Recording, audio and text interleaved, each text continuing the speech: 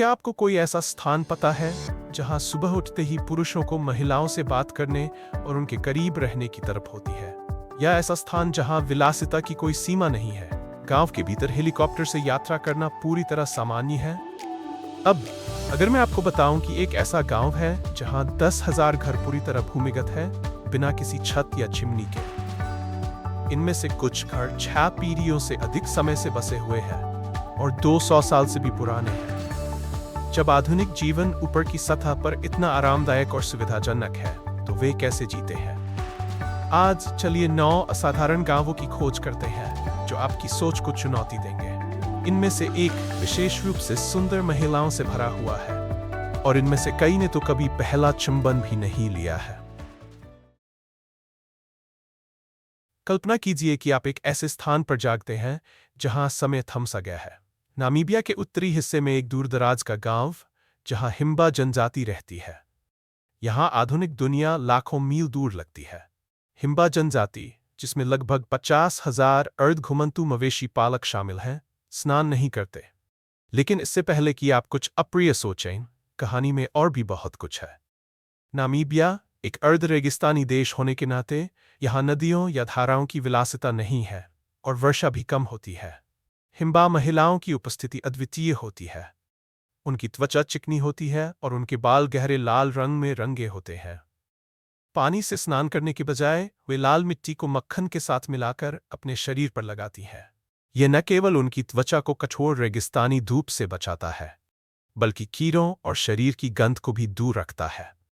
इसकी खुशबू, इसे मिट्टी की तरह बताया जाता है, जिसमें वे सुगंधित जड़ी बूटियां मिलाती हैं जिन्हें वे धुएं में जलाते हैं, जबकि धुआं उनकी त्वचा को शुद्ध करता है। ये प्राचीन प्रथा उन्हें ताजगी देती है, भले ही एक बूंद पानी भी न हो। और उस लाल बालों के बारे में आपने शायद उनकी बोल्ड चोटी देखी होगी।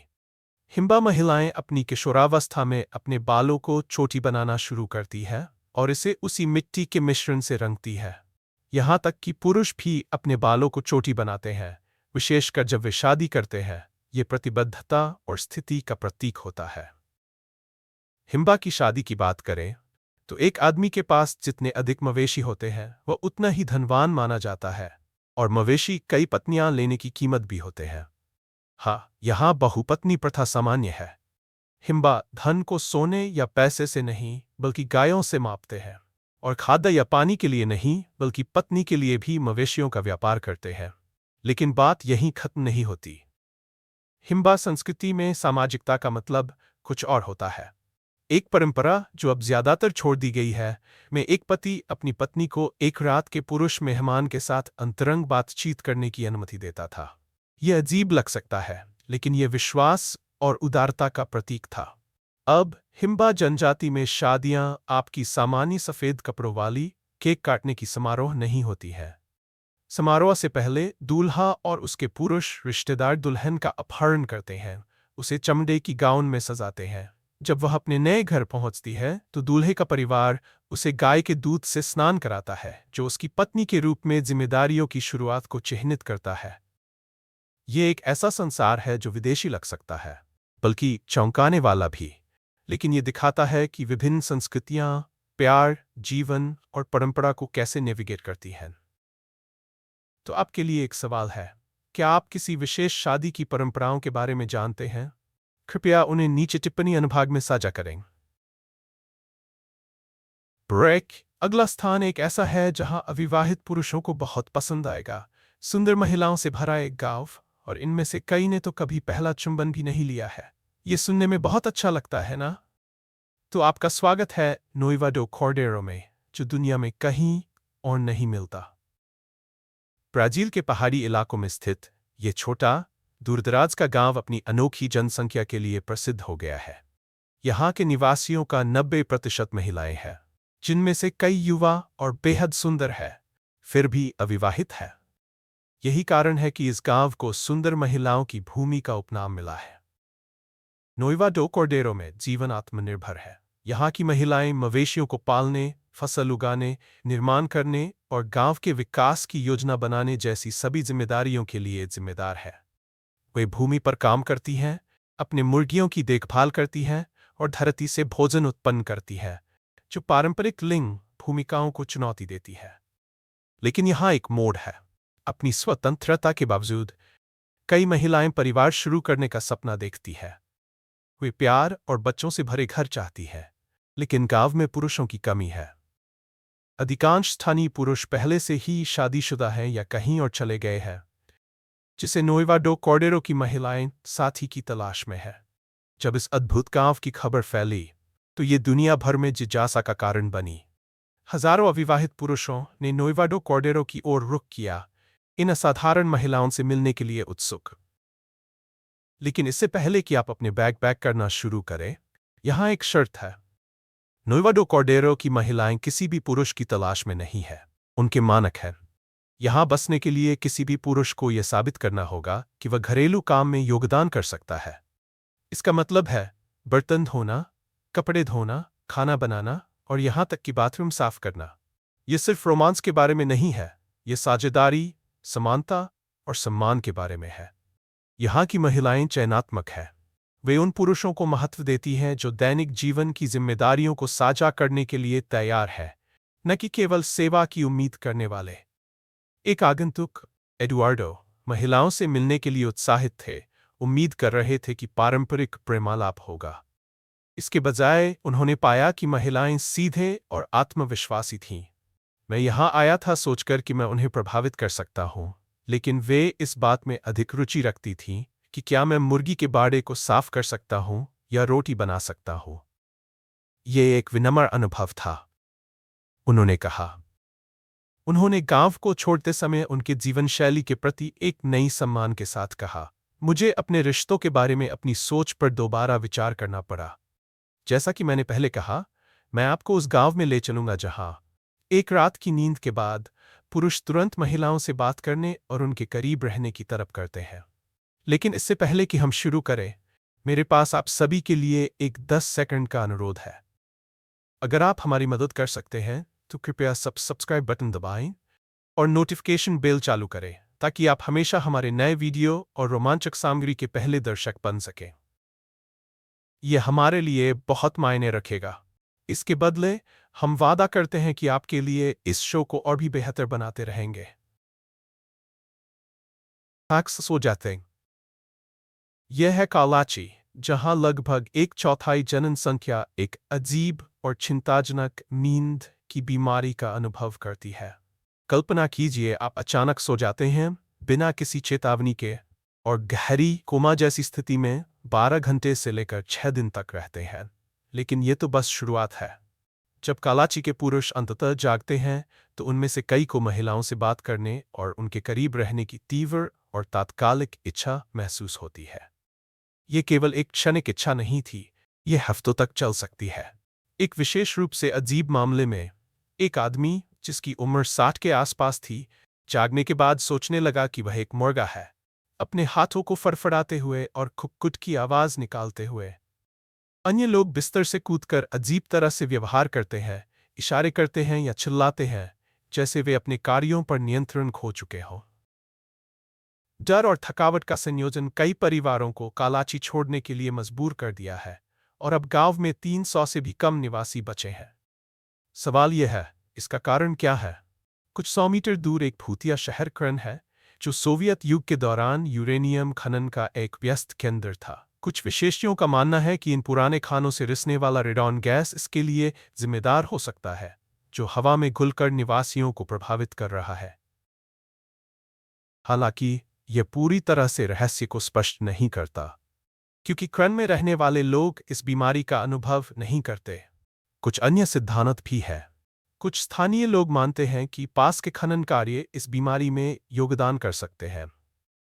कुछ का मानना है कि उन्हें उनकी जमीन से बेदखल करने के लिए जानबूझकर प्रयास किए जा रहे हैं। हालांकि इस विचार की पुष्टि करने के लिए कोई सबूत नहीं मिला है।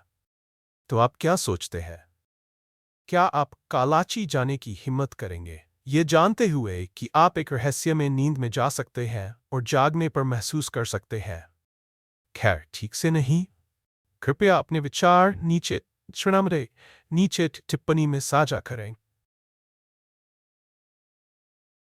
जबकि कालाची रहस्य में लिपटा हुआ है, चलिए दुनिया के दूसरे छोर पर चलते हैं। जहां धन और विलासिता का बोलबाला है। हुआक्सी गांव, जिसे अक्सर चीन का सबसे अमीर गांव कहा जाता है, और इसके पीछे एक अच्छी वजह है। 60 के दशक में वू रेनबाओ द्वारा स्थापित हुआक्सी एक साधारण कृषि समुदाय के रूप में शुरू हुआ। हालांकि उनके नेतृत्व और इस विश्वास के तहत कि धन खुशी लाता है, गांव समृद्धि और विलासिता का प्रतीक बन गया, जो कि आप शायद ग्रामीण छवि से दूर देखेंगे। हुआक्सी के निवासी केवल साधारण जीवन नहीं जीते, वे एक अद्भुत जीवन स्तर का आनंद लेते हैं। हर मूल निवासी के पास कम से कम $250,000 की बचत खाता होने की सूचना है, और उनके घर विशाल विला है। इन घरों के सामने उच्च श्रेणी की कारें देखना असामान्य नहीं है, और जो और भी आश्चर्यजनक है वह यह है कि कई निवासी न केवल कुशल चालक हैं, बल्कि वे विमान और यॉट उड़ाना भी सीख रहे हैं। गांव के पास 2 हेलीकॉप्टर हैं, जिनका उपयोग निवासी स्टाइल में यात्रा करने के लिए करते हैं। एक हेलीकॉप्टर में 6 सीटें हैं और दूसरा 8 यात्रियों को ले जा सकता है। जबकि पर्यटकों को इन सेवाओं के लिए भारी शुल्क चुकाना पड़ता है, स्थानीय लोग इन विलासिताओं का मुफ्त में आनंद लेते हैं, साथ ही मुफ्त स्वास्थ्य देखभाल, शिक्षा और यहाँ तक कि खाना पकाने का तेल भी। बुजुर्ग निवासियों के लिए हुआक्सी में रहने के लाभ कमियों से अधिक हैं। एक बुजुर्ग निवासी कह सकते हैं, मैं कभी भी चिकित्सा बिलों की चिंता नहीं करता।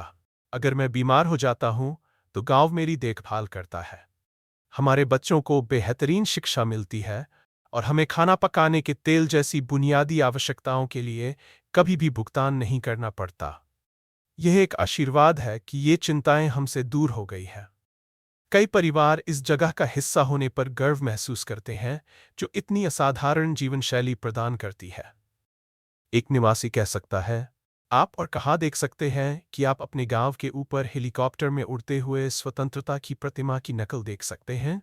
हमारे पास दुनिया हमारे दरवाजे पर है। ये कुछ खास है, और मैं इसे किसी चीज के लिए नहीं बदलूंगा। इन परिवारों के लिए हुआक्सी में जीवन की नवीनता और दृश्यता एक गहरी भावना पैदा करती है, जो कहीं और पाई जाना मुश्किल है। लेकिन हुआक्सी में हर कोई इस विलासिता का जीवन नहीं जीता। गांव में नौकरी के अवसरों के लिए आने वाले प्रवासी श्रमिकों को समान लाभ नहीं मिलते। उन्हें घर या कारें नहीं दी जाती है, लेकिन उन्हें बहुत उदार वेतन मिलता है। जबकि सटीक आंकड़े रहस्य में रह सकते हैं, यह स्पष्ट है कि गांव अपने कार्यबल की देखभाल करता है, जो हुआक्सी के अद्वितीय आर्थिक मॉडल में योगदान करता है। हुआक्सी में धन केवल महंगी कारों और हेलीकॉप्टरों के बारे में नहीं है। गांव की 50वीं वर्षगांठ मनाने के लिए 2011 में लोंगटेंग होटल का निर्माण किया गया, जो 328 मीटर ऊंचा और 74 मंजिलों वाला है। यह ऊंची संरचना गांव की समृद्धि और अपनी सफलता को दुनिया के सामने प्रदर्शित करने की इच्छा का प्रतीक है। होटल आसपास के क्षेत्र का पैनोरमिक दृश्य प्रस्तुत करता है, और इस छोटे से कृषि समुदाय के द्वारा हासिल की गई ऊंचाइयों का प्रतीक है। हालांकि सभी इस धन और विलासिता के बावजूद हुआक्सी में जीवन चुनौतियों से भरा नहीं है। गांव में एक सख्त कार्य संस्कृति है। निवासियों को सप्ताह में 7 दिन गांव की फैक्ट्रियों में काम करने की अपेक्षा की जाती है, बिना किसी छुट्टी के। यह उस अद्वितीय प्रणाली का हिस्सा है जो गांव को फलता फूलता रखती है। और जबकि ऐसा लगता है कि उनके पास इस सभी धन का आनंद लेने का समय नहीं है, गांव की नेतृत्व ने एक चतुर समाधान निकाला है। उन्होंने दुनिया को हुआक्सी में लाने का प्रयास किया। जब हम हुआक्सी की धन और विलासिता को पीछे छोड़ते हैं, तो चलिए भूमिगत में उतरते हैं। सचमुच एक ऐसे स्थान की खोज करते हैं जहां जीवन सबसे अप्रत्याशित तरीकों से फलता फूलता है। दूरी से आप शायद कभी नहीं जान पाएंगे कि यह गांव मौजूद है। कोई छत नहीं, कोई चिमनी नहीं, और सतह पर जीवन के कोई संकेत नहीं। लेकिन आपके पैरों के ठीक नीचे लगभग 10,000 घर धरती में खुदे हुए हैं। प्रत्येक गहरे, चौकोर या आयताकार गड्ढे में स्थित है, जो लगभग 10 से 12 मीटर चौड़ा और 6 से 7 मीटर गहरा है। यह सम्मेनक्सिया का भूमिगत गांव है, जहां लगभग 3,000 लोग पूरी तरह भूमिगत घरों में रहते हैं, जो 6 पीढ़ियों से पारित हो चुके हैं। ये घर कुछ 200 साल पुराने, गर्मियों की भयंकर गर्मी में निवासियों को ठंडा रखने और सर्दियों की कठोरता में गर्म रखने के लिए बुद्धिमानी से बनाए गए थे। प्रवेश एक 10 मीटर के सुरंग के माध्यम से होता है, जो सतह से घर के केंद्रीय आंगन में जाता है। ये आंगन घर का दिल है, जहां परिवार इकट्ठा होते हैं, त्योहार मनाए जाते हैं और शादियां होती हैं। एक परिवार को अपना भूमिगत घर बनाने में 2 से 3 साल लग सकते हैं, जिसमें रहने के कमरे, बेडरूम, बाथरूम और यहाँ तक कि मवेशियों या भंडारण के लिए स्थान शामिल है। भूमिगत होने के बावजूद ये घर प्राचीन नहीं है। आधुनिक सुविधाएं जैसे बिजली, रेफ्रिजरेटर और वॉशिंग मशीन इन सदियों पुराने निवासों में प्रवेश कर चुकी हैं। आप सोच सकते हैं, भूमिगत रहते हुए बारिश होने पर क्या होता है? आश्चर्यजनक रूप से गांव की जल निकासी प्रणाली बाढ़ को रोकने के लिए विशेषण रूप से डिजाइन की गई है। पानी सुचारू रूप से बहता है। ये सुनिश्चित करता है कि घर सूखे रहें, चाहे मौसम कैसा भी हो। श्री लियू, जिनका परिवार 6 पीढ़ियों से एक ही भूमिगत घर में रहा है, कहते हैं, ये घर गर्मियों में गर्मी से और सर्दियों में ठंड से हमारी शरणस्थली रहा है।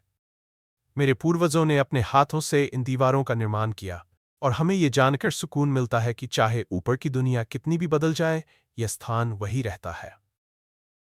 इस बीच युवा वयस्क जैसे ली वेई, जो गांव में बड़े हुए हैं, उन्हें नॉस्टैल्जिया और आधुनिक जिज्ञासा का मिश्रण महसूस होता है।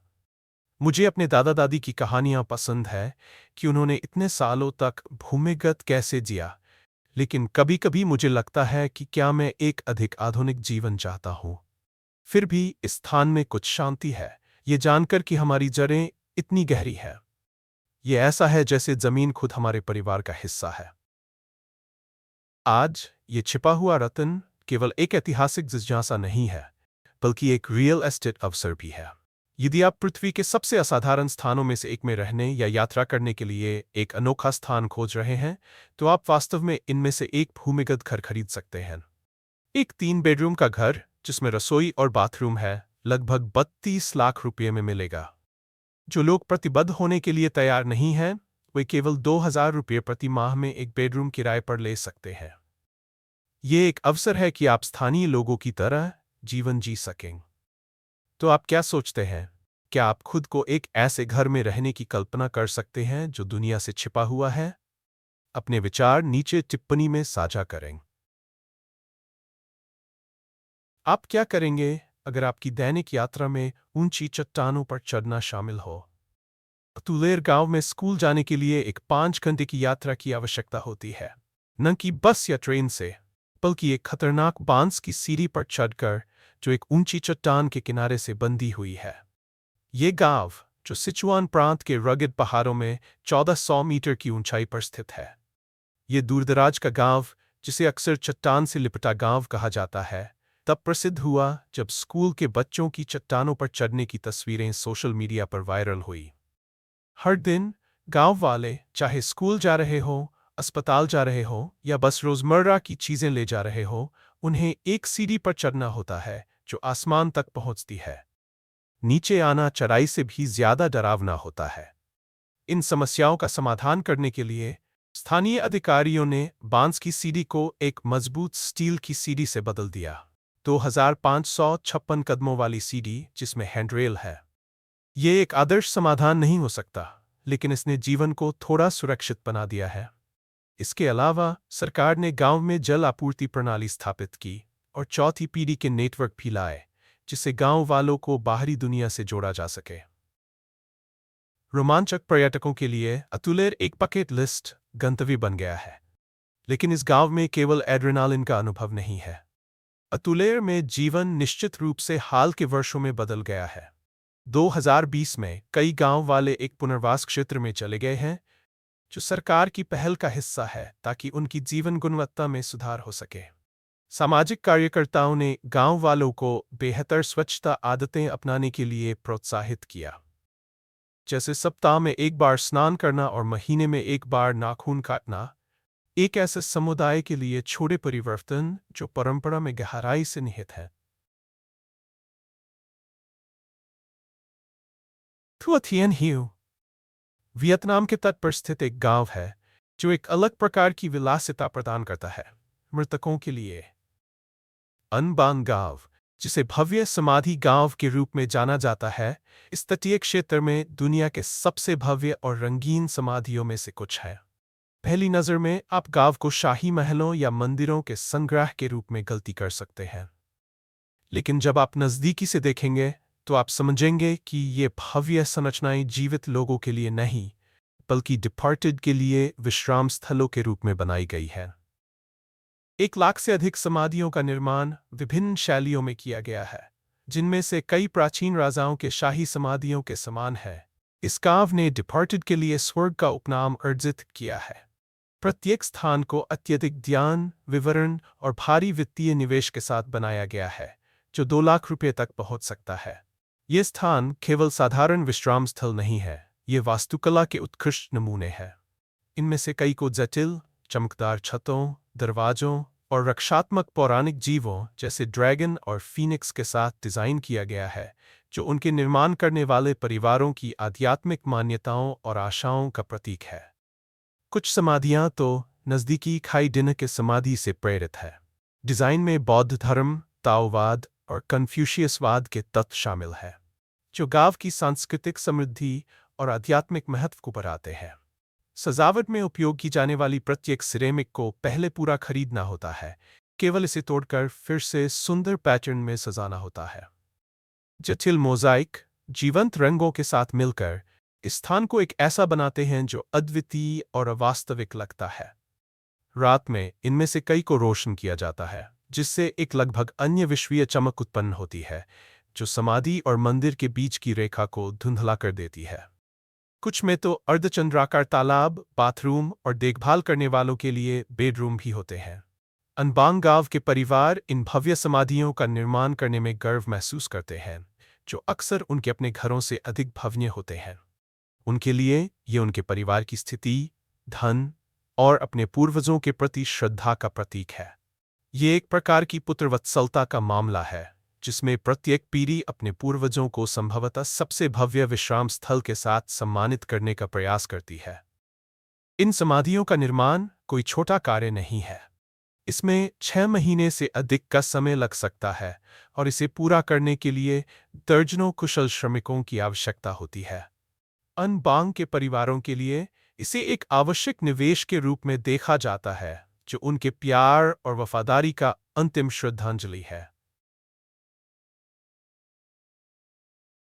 चुगे गाँव, जिसे भूलभुलैया गाँव के नाम से भी जाना जाता है, चीन के सबसे रहस्यमय और दिलचस्प स्थानों में से एक है।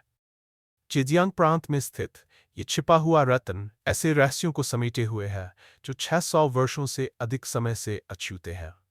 चुगे गाँव प्राचीन चीनी संस्कृति, अजीब परंपराओं और आकर्षक वास्तुकला में खुद को डुबोने का एक अनोखा अवसर प्रदान करता है। ये गाँव अपनी इतिहास और डिज़ाइन में किसी और से भिन्न है। इसे 3 साम्राज्यों के युग के प्रसिद्ध सैन्य रणनीतिकार जुगे लियांग के नाम पर रखा गया है, और ये उनके वंशजों का घर है, जिनमें से अधिकांश निवासी जुगे उपनाम साझा करते हैं। ये केवल एक समुदाय नहीं है, ये एक जीवित विरासत है। और गाँव के माध्यम से चलना ऐसा लगता है जैसे आप समय में पीछे जा रहे हैं। गाँव को भूलभुलैया गाँव का उपनाम मिला है।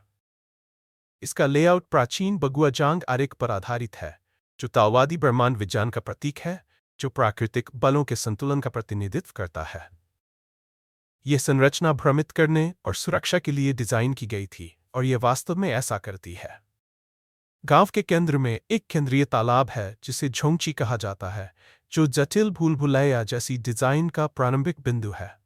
इस तालाब से 8 गलियां सभी दिशाओं में फैली हुई है, जो गाँव के चारों ओर ऊंचे टीले की ओर ले जाती है। लेकिन भूलभुलैया यहीं खत्म नहीं होती। संकरी गलियां क्षैतिज और ऊर्ध्वाधर रूप से पारस्परिक होती हैं, जिससे एक ऐसा भूलभुलैया बनता है जो सबसे अनुभवी यात्री को भी भ्रमित कर सकता है।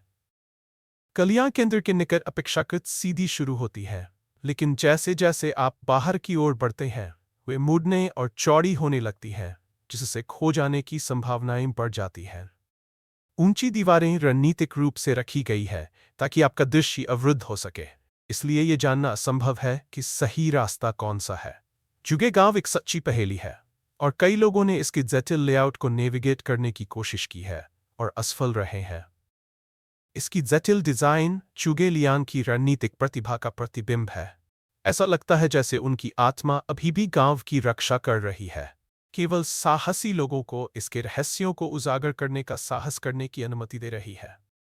जुगे गांव के सबसे आकर्षक पहलुओं में से एक इसके निवासियों के बीच विशेषता और गर्व की भावना है। एक प्रसिद्ध व्यक्ति के वंशज के रूप में वे अपने इतिहास और जीवन शैली की रक्षा करते हैं। कई गांव वाले जुगे परिवार के भीतर विवाह करते हैं, जो उनकी वंशावली को और अधिक सुरक्षित बनाता है। जुगे गांव को और भी खास बनाता है इसका मुख्यधारा के पर्यटन से अलगाव। ये एक ऐसा स्थान नहीं है जहां पर्यटकों की भीड़ या हलचल वाले बाजार पाएंगे। इसके बजाय आप एक शांत दूरदराज के गांव में पाएंगे जहां समय थम सा गया है। स्थानीय लोग शांतिपूर्ण जीवन जीते हैं और उनकी भूमि और अपने पूर्वजों के प्रति संबंध गांव के हर कोने में स्पष्ट है। एक यात्री के लिए जो प्रामाणिकता और चीनी इतिहास में डूबने की तलाश में है, यह एक ऐसा अनुभव है जो कहीं और पाना मुश्किल है। जुगे गांव की भूल भुलैया जैसी गलियों की खोज केवल एक भौतिक चुनौती नहीं है, ये इसके डिजाइन में गहरे आध्यात्मिक और रणनीतिक सोच को समझने का निमंत्रण है। गांव की वास्तुकला, इसका लेआउट और इसका ताओवादी दर्शन के साथ संबंध सभी संतुलन, सामंजस्य और सुरक्षा के प्रति गहरे सम्मान को दर्शाते हैं। ये याद दिलाता है कि इस गांव में सबसे छोटे विवरण को भी उद्देश्य के साथ सावधानीपूर्वक तैयार किया गया था। उन लोगों के लिए जो संस्कृति में गहराई से उतरना चाहते हैं, जुगे गांव निवासियों के दैनिक जीवन को देखने का भी एक अवसर प्रस्तुत करता है। यहाँ की महिलाएं, जैसे कई पारंपरिक चीनी गांवों में, अपनी परिवार की विरासत को गरिमा और शक्ति के साथ बनाए रखती हैं।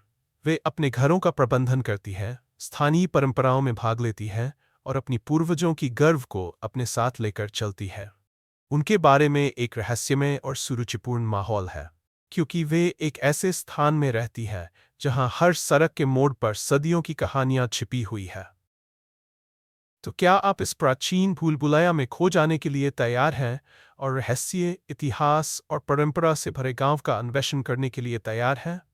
जुगे गांव आपका इंतजार कर रहा है, अगर आप साहस करें।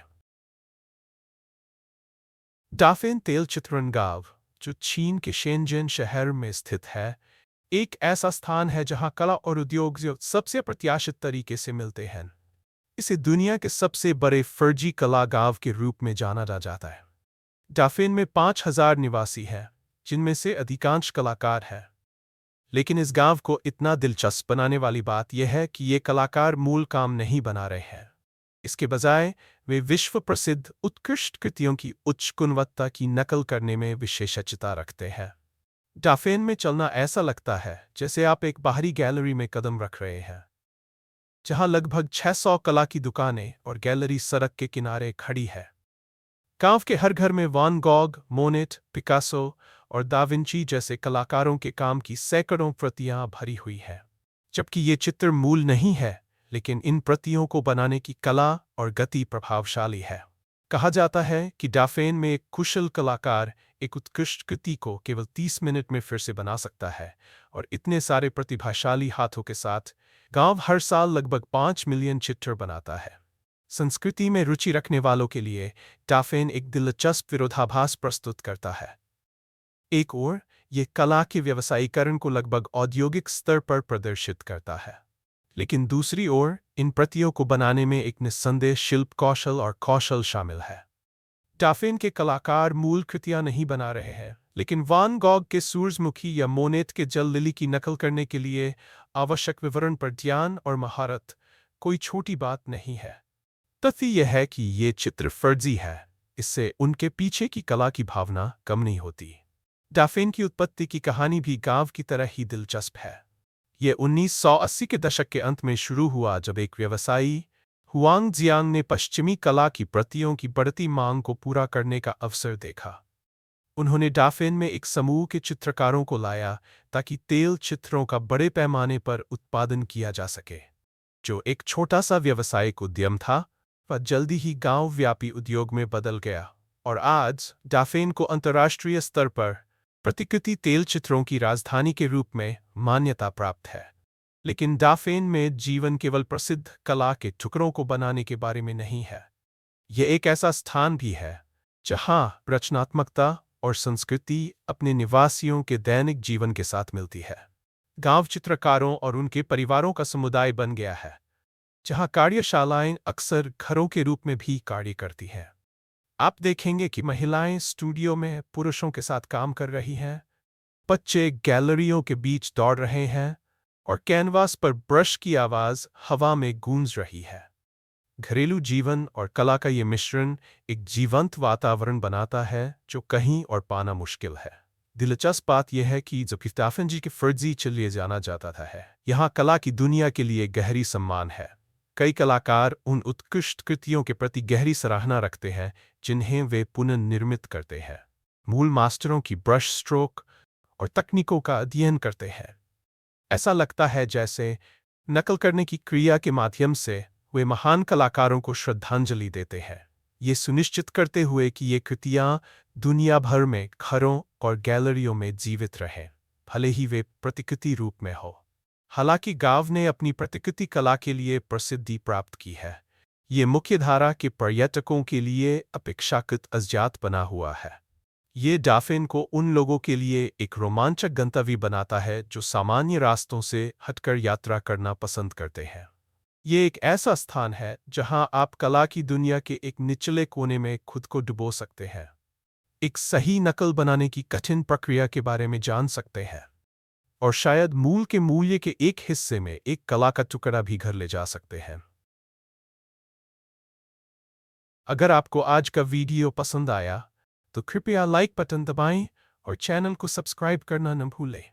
आपका समर्थन हमारे लिए बहुत मायने रखता है। अभी आपके स्क्रीन पर जो वीडियो दिखाई दे रहा है उस पर क्लिक करें। मुझे पूरा यकीन है कि आपको ये कंटेंट पसंद आएगा। नीचे कमेंट करें कि आप अगले किस देश को हमारे चैनल पर देखना चाहते हैं। देखने के लिए बहुत बहुत धन्यवाद और अगले वीडियो में मिलते हैं। इस अद्भुत साहसिक कार्य में हमारे साथ शामिल होने के लिए धन्यवाद। अपने विचार कमेंट में लिखें, हमें लाइक करें और अधिक जानकारी के लिए सब्सक्राइब करना न भूलें। आपसे अगली बार मिलेंगे।